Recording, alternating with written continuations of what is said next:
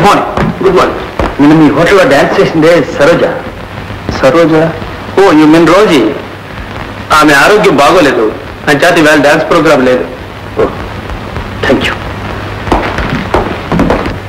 Can I use your phone? Yes, carry on. Thank you.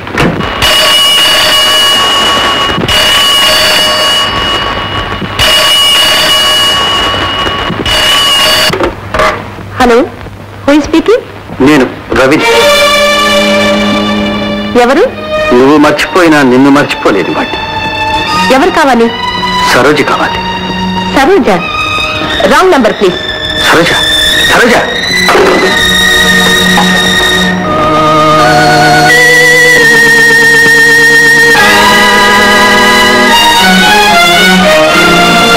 Saroja,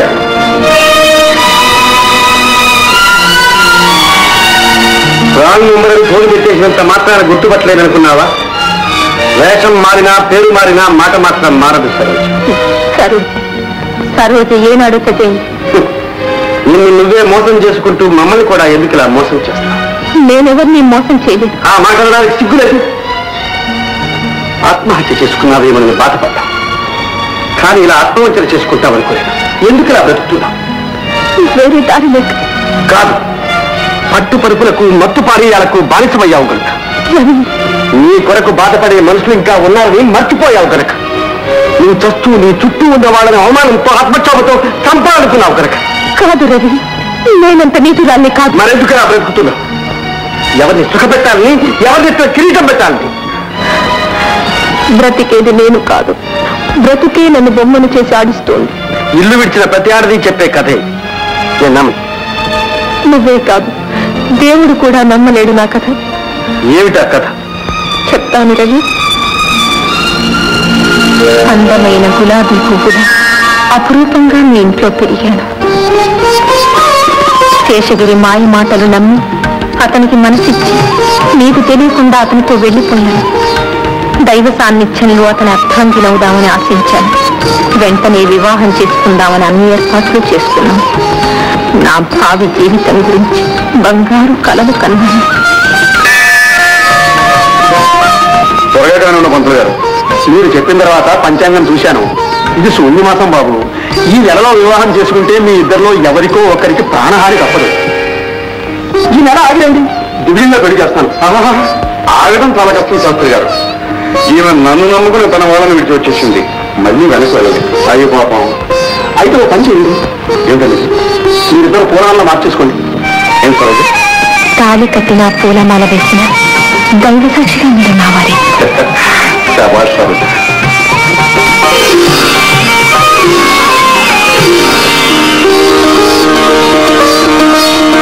అగ్ని సాక్షిగా వివాహం జరగకపోయినా దైవ సాక్షిగా దండలు మార్చుకుని దంపతులు అయ్యాం.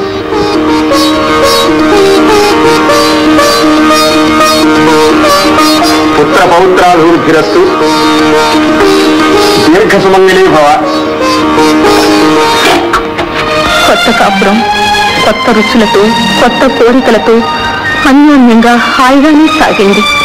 కోరుకున్నవాడు భర్తగా లభించాడని, కలకాలం అతనితో సుఖపడతానని సంతోషించాను. కానీ కొద్ది కాలంలోనే అతని నిజ స్వరూపం బయటపడింది. డార్లింగ్, ఇంట్లో నీకేం కావాలో తీసుకో. ఇవన్నీ ఎక్కడి నుంచి వస్తాయండి? విదేశాల నుంచి దొంగచాటుగా వస్తాయి. మరి పోలీసులు పెడతారు? పోలీసులా? సరిగానే తీసుకో.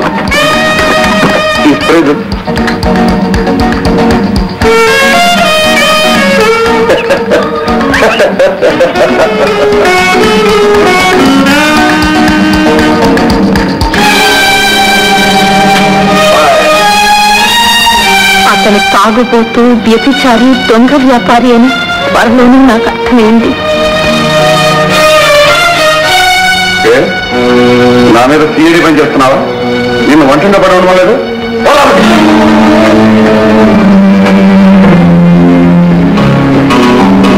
సరోజ, సరోజ, సరోజ. వ్యాపారానికి డబ్బు కావాలి. డబ్బా? లాభోదా నగలి నిన్నే ఉన్నాయి కదా. ఆశ్చర్యది పెద్ద వ్యాపారం చేయాలి. అది ఇప్పుడు వారదనారి అనిపించుకున్నావు. వస్తాం. నా ఆశా సౌధాలన్నీ సమూలంగా కూలిపోయాయి. శేషగిరి ప్రేమ నాటకమని అతని వాగ్దానాలన్నీ భూతకాలని గ్రహించాను. అతనికి నా మీద కన్నా నా నగల మీదే మక్కువని అర్థమైంది. నన్ను నా నగల్ని దోచుకున్నాడు. నేను కానుకగా ఇచ్చిన నగ మాత్రం దాచి ఉంచాను. ఒకనాడు నేను పూజ కోసం ఆలయానికి వెళ్ళి ఇంటికి తిరిగి వచ్చేసరికి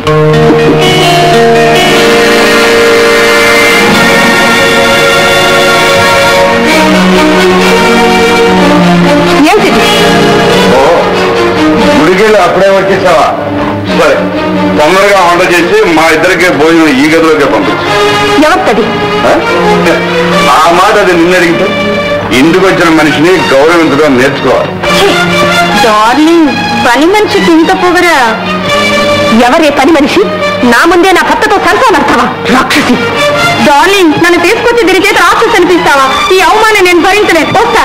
డార్లింగ్, డార్లింగ్, డార్లింగ్.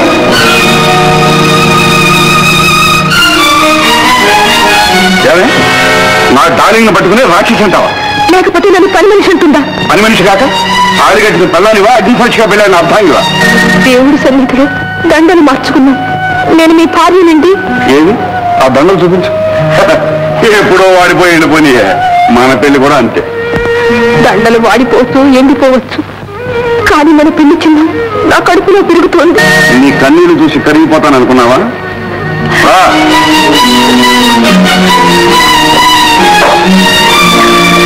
నాకు డబ్బు తారావు. ఈ నగలే ఉన్న నగలన్నీ నీకే ఇచ్చాను. ఇంకా ఉండాలి. లేవు. లేవు?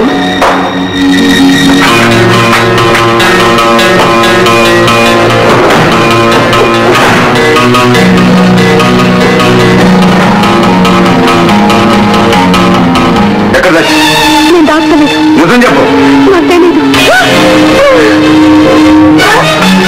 నేను మళ్ళీ తిరిగి వచ్చేలాగా నగలు ఇచ్చావో సరే, లేదా నిన్ను నీకు పుట్టబోయే బిడ్డను నాశనం చేస్తాను.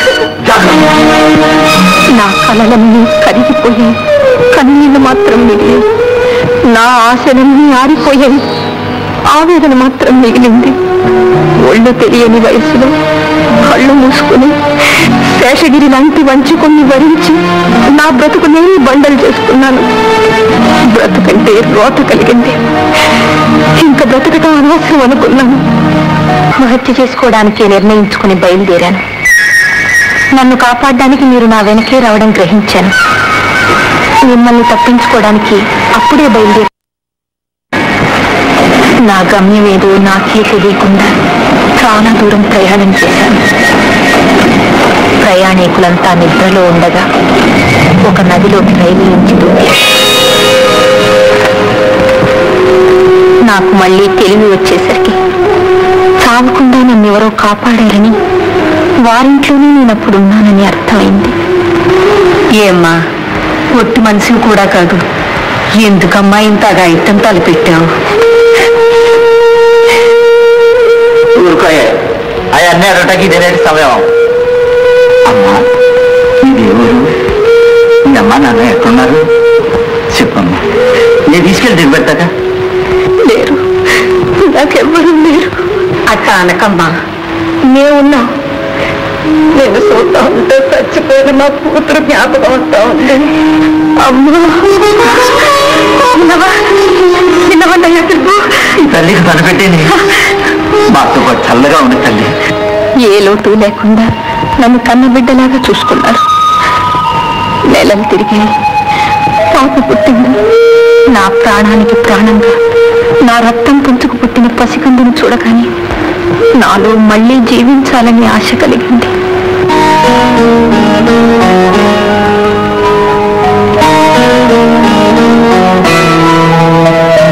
ఇదిగోనమ్మ పాల డబ్బా. రోజంతా బజార్కి తిరిగి తిరిగి 2 రూపాయలు ఎక్కిస్తే దొరికింది.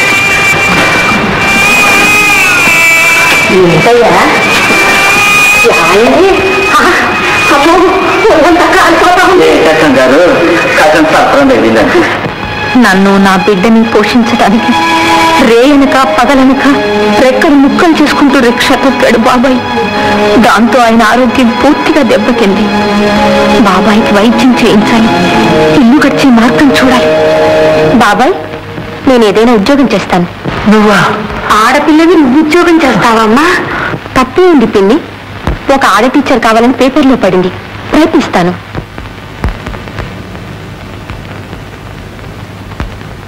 ఎవరమ్మా మీరు? కూర్చోండి కూర్చోండి.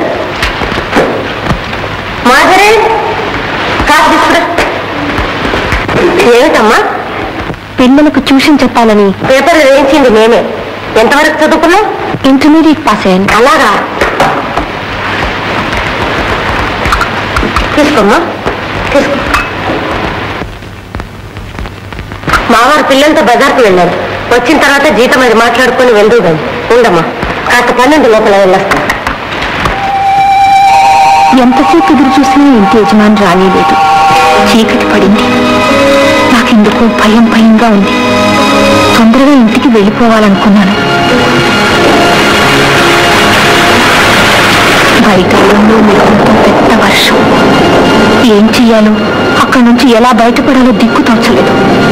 ఇంత ఆవిడ నాకు ధైర్యం చెప్పి, ఇంత రాత్రి వేళ ఒంటరిగా వెళ్ళటం మంచిది కాదు, ఉదయాన్నే వెళ్ళు అంది. వీధి లేక అక్కడే ఉండిపోయాను.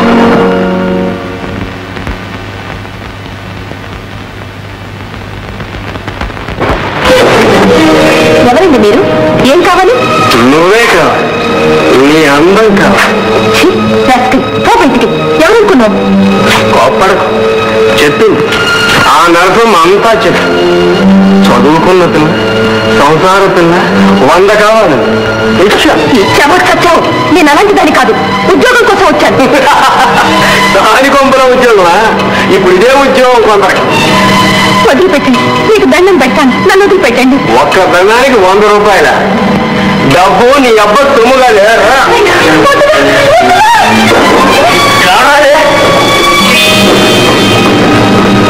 ఆ మాయకులు, అభాగ్యులు అయిన ఆడపిల్లల్ని మోసగించి వారి చేత పడుపు గుర్తు చేయించే వ్యభిచార గృహం అది.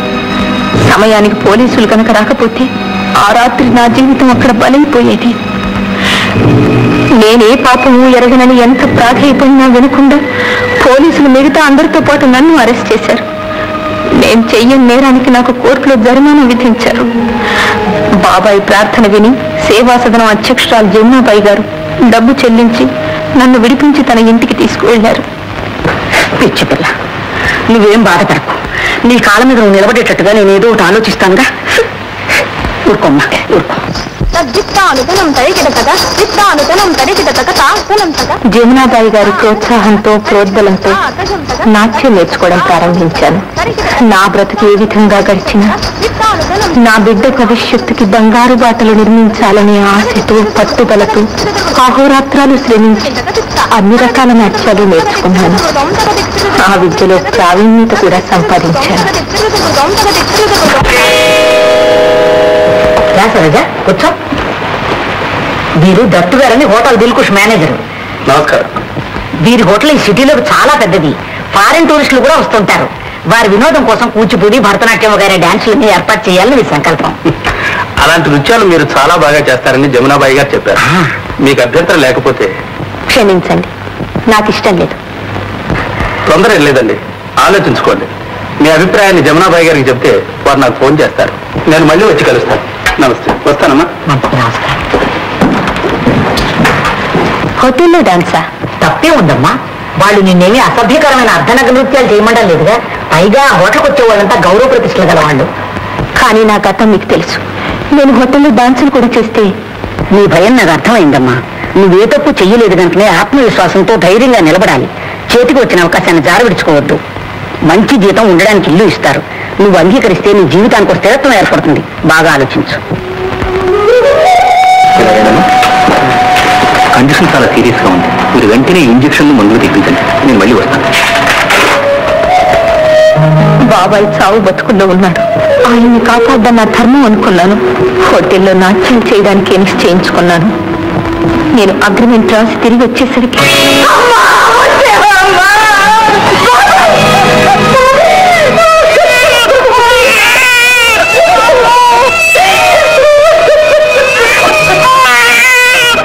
బాబాయిని బ్రతికించుకోలేకపోయాను. నేను తెచ్చిన డబ్బు ఆయన అంత్యక్రియలకు మాత్రమే ఉపయోగపడింది. పిల్లిని పుట్టింటి వాళ్ళు తమతో తీసుకెళ్లిపోయారు. కన్ను పొడుచుకున్నా కనిపించని కారు చీకటి నలువైపుల నుంచి నన్ను కమ్మివేసింది. జీవితంతో పదే పదే పోరాడి అడుగడుక్కి ఓడిపోయాను, వాడిపోయాను. పాప కోసం హోటల్లో నాట్యాలు చేస్తూ జీవోత్సవంలో బ్రతకసాగాను. ఆ తరువాత నేను నాట్యం చేశాను. లోకమే నన్ను ఆడించిందో చెప్పలేదు. వద్దు సరోజ, ఇంకేమీ చెప్పనక్కర్లేదు. నాకంతా అర్థమైంది. మనస్సును చంపుకొని మనిషిగా బ్రతుకుతున్నావు అనుకున్నాను, కానీ మనిషిగా చస్తూ మనసును కన్నీళ్లతో బ్రతికించుకుంటున్నావు అనుకోలేదు. బేబీ ఎక్కడ? స్కూల్ పిల్లలతో ఎక్స్కర్షన్కి వెళ్ళింది. రేపు వస్తుంది. సరే, ఈసారి వచ్చినప్పుడు చూస్తాను.